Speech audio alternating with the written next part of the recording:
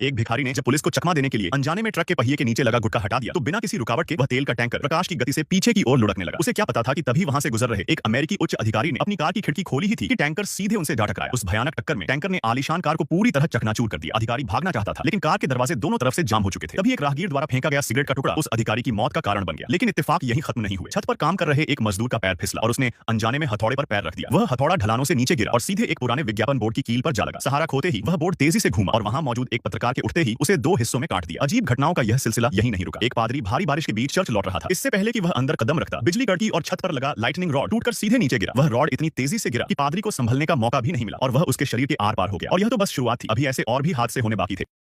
यह आदमी अरबपति था, लेकिन जब भी वह ऑनलाइन खाना मंगाता वह डिलीवरी करने वाले को कभी टिप नहीं देता था। वह उन्हें 5 स्टार रेटिंग भी नहीं देता था। धीरे धीरे डिलीवरी करने वाले उसके व्यवहार से परेशान हो गए। उन्होंने उसे खाना हाथ में देने के बजाय दरवाजे पर ही छोड़ना शुरू कर दिया ताकि उसे खुद झुककर खाना उठाना पड़े। जॉन के पैर में एक इलेक्ट्रॉनिक ट्रैकर लगा हुआ था और उसे अपनी हवेली से बाहर जाने की अनुमति नहीं थी। उस पर इनसाइडर ट्रेडिंग का मामला चल रहा था और उसे 14 महीनों के लिए घर में ही रहने की सजा मिली थी। हालांकि उसकी हवेली बहुत बड़ी और आरामदायक थी, इसलिए उसकी रोजमर्रा की जिंदगी ज्यादा मुश्किल नहीं थी। वह अपना समय कंप्यूटर पर रेसिंग गेम खेलने या घर के अंदर ही गोल्फ की प्रैक्टिस करने में बिताता था। उसकी जिंदगी अब भी काफी आराम से चल रही थी। फिर एक दिन खबर आई कि बहुत बड़ा बर्फीला तूफान आने वाला है। कई सड़कें पहले ही बंद हो चुकी थीं। उसी समय जब वह आराम कर रहा था उसने देखा कि उसके पैर में लगा ट्रैकर बंद हो गया है। तभी उसके फोन पर कॉल आई। ये कॉल पुलिस की थी। उन्होंने बताया कि तूफान की वजह से निगरानी करने वाला सिस्टम बंद हो गया है और सुबह 7 बजे से पहले चालू नहीं होगा। उन्होंने उसे सख्त चेतावनी दी कि ट्रैकर दोबारा चालू होने तक कोई बेवकूफी मत करना। जॉन ने उनसे कहा कि वह कहीं नहीं जाएगा, लेकिन अंदर ही अंदर वह बहुत खुश था। बिना एक पल गंवाए वह अपनी लैम्बोर्गिनी में बैठा और घुमावदार पहाड़ी रास्तों पर तेजी से गाड़ी दौड़ाने लगा। कई महीनों बाद उसे पहली बार आजादी जैसा महसूस हो रहा था। अंधेरी रात में अचानक एक हिरण उसकी कार के सामने आ गया। उसने तुरंत ब्रेक लगाया और बड़ी मुश्किल से एक भयानक हादसे से बच गया। उसका दिल जोर जोर से धड़कने लगा। जब उसने पीछे मुड़कर देखा तो उसे एहसास हुआ कि उसकी कार किसी चीज से टकरा गई है। वह बाहर उतरा और उसे लगा कि शायद उसकी कार से किसी आदमी को टक्कर लग गई है। तभी दूर से एक पुलिस की गाड़ी आती हुई दिखाई दी। घबराकर उसने उस शरीर को उठाया और अपनी कार की डिक्की में डाल दिया। इसके बाद वह सीधे अपने पुराने दोस्त के मोटल पर पहुंचा और उससे उस लाश को छिपाने में मदद मांगी। उसका दोस्त पहले हिचकिचाया लेकिन आखिरकार मान गया। दोनों ने मिलकर एक बड़े पेड़ के नीचे गड्ढा खोदकर उस लाश को दफना दिया। सब कुछ खत्म करने के बाद वे दोनों अंदर आकर आराम करने लगे। लेकिन जैसे ही वे बैठे दरवाजे पर जोर जोर से दस्तक होने लगी। डरे हुए वे दोनों बाहर आए और जो उन्होंने देखा उससे उनके होश उड़ गए। वही लाश दरवाजे के सामने जमीन पर पड़ी थी।